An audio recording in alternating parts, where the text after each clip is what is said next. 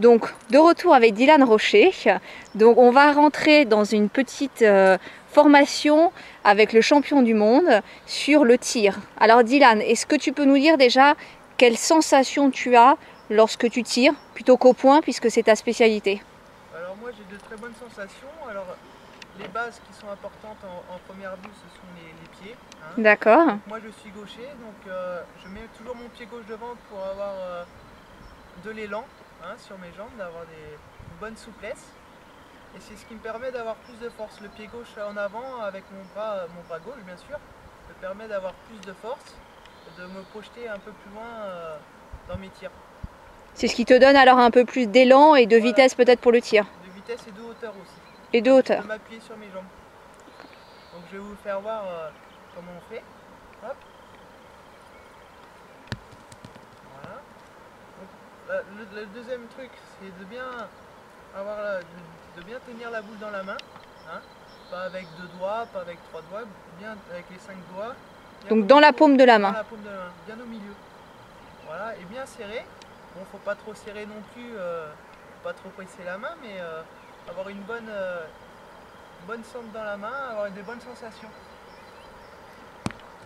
Explique-moi, pour des amateurs de pétanque, souvent on voit les joueurs professionnels tourner la boule dans la paume de la main, la ressentir comme ça. Est-ce que c'est pour être sûr d'avoir la bonne prise? Est-ce que finalement c'est assez intuitif et au moment où on sent qu'on l'a et que l'élan est pris, ça y est, tu tires? Oui, c'est pour être sûr d'avoir la bonne prise et pour être sûr d'avoir les bonnes sensations au bon moment.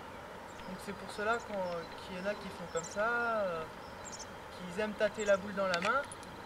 Donc moi c'est pas trop mon style de jeu. Moi je préfère avoir la boule dans la main et bien la situer dans la paume pour avoir une bonne assise.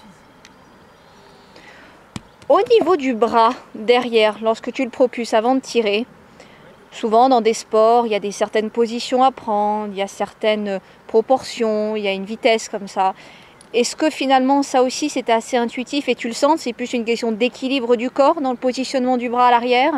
Après c'est vrai que c'est tout un équilibre. Hein. Quand j'arrive dans le rond, hop, je mets mon pied gauche devant comme je suis gaucher, je mets mon pied droit un peu plus à l'arrière, hop, et puis voilà, j'essaye d'avoir tout le corps en mouvement en même temps que je tire, quoi. Après c'est vrai que je ne sens pas que mon pas il va aussi haut à l'arrière, ça c'est vrai que je ne le sens pas, mais par contre je sens l'appui de mes jambes au moment de tirer, quoi. C'est très important d'avoir de l'élan. Quand tu étais plus jeune, c'est donc ton père qui t'a appris à tirer? Non, pas du tout. C'est vrai que j'ai essayé, chacun a son style. Moi j'ai trouvé mon style dans lequel je me trouvais le mieux, dans la meilleure position. Et après mon père m'a donné 2-3 conseils, comment tenir la boule dans la main, voilà, comment mettre ses jambes. Il m'a donné des bases au départ, qui m'a aidé après par la suite. Et après moi je trouvais mon style qui me correspondait le mieux, quoi. Est-ce que sur les terrains, quand il s'agit de tirer ou lorsque vous jouez en doublette ou en triplette, tu taquines parfois un petit peu ton père ou tes coéquipiers? Parce que voilà, parfois tu peux quand même être presque meilleur au point qu'eux, même si finalement ce sont des pointeurs et pas des tireurs. Est-ce que c'est bon enfant et vous vous taquinez un petit peu, ou est-ce que vraiment tu as toujours ce rôle de tireur et c'est vraiment ton rôle à titrer un petit peu? C'est vrai que quand je suis dans des compétitions, bon, je joue souvent, je joue tout le temps avec plusieurs partenaires. Et c'est vrai que bon, moi, mon rôle c'est tireur, quoi, hein. Je tire 95% des week-ends, je tire, quoi. Donc quand il m'arrive de pointer, des fois j'ai un peu de mal à pointer, c'est vrai. Et des fois on me fait réflexion. Et bon, c'est vrai que moi je leur dis que je suis plutôt un tireur et que bon, le point je pointe pas souvent et que c'est souvent des boules importantes au point et que j'ai un peu plus de mal. Mais c'est vrai qu'on a un peu cette rivalité là, et ça fait que quand on joue contre les partenaires de toute l'année, qu'on joue contre dans les parties, et quand je pointe bien, des fois on se fait des petites taquineries, voilà. Des petits pics. Alors tu pointes pas comme ça d'habitude, tu vois. Et c'est vrai que c'est marrant, quoi, hein, mais voilà, c'est un bon truc, ouais, c'est sympa.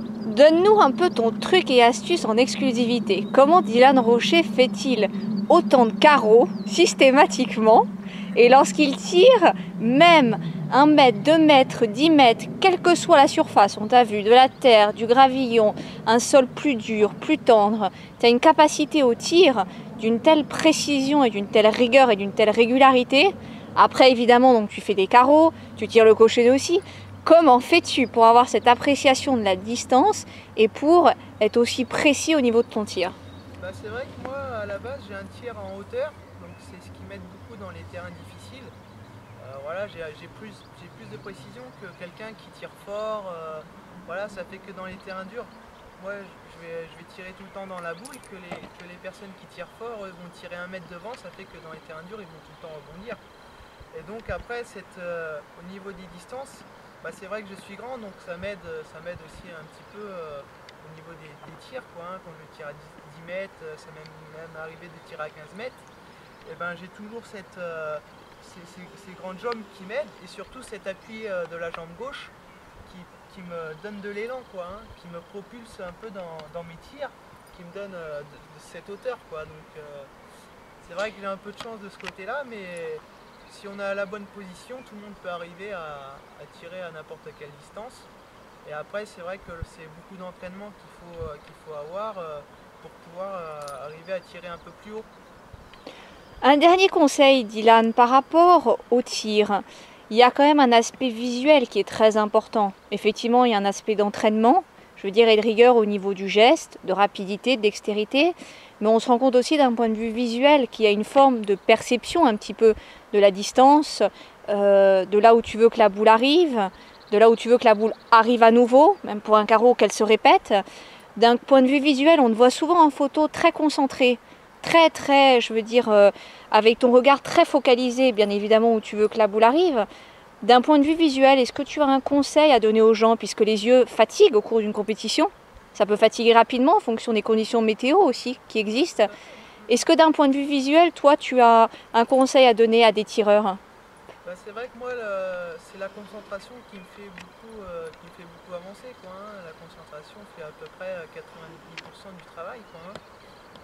Voilà, c'est vrai qu'on est à fond dans la partie, on sait exactement où est-ce qu'on joue la boule, où est-ce qu'on veut la tirer. Bon, on n'y arrive pas tout le temps, mais voilà, c'est vrai que 8 fois sur 10, quand on a cette concentration, cette envie de gagner, et ben voilà, on est plus précis dans tout ce qu'on fait, quoi, hein. Je dirais que la précision, c'est ce qui est le plus important, hein, chez un joueur. Aujourd'hui, ton plus grand rival, s'il existe au niveau du tir? Bah, je dirais Philippe Suchot, ouais. C'est vrai que voilà, dans la régularité, Philippe Suchot, c'est quelqu'un qui, depuis 20 ans, est au sommet et qui a un tir très haut comme moi et qui tire dans tous les terrains, quoi, hein. Et il va tirer exactement pareil dans du sable que dans du goudron ou dans de la terre, quoi, hein. C'est vrai qu'il a cette régularité qui est hors norme. Merci beaucoup, Dylan. Rien.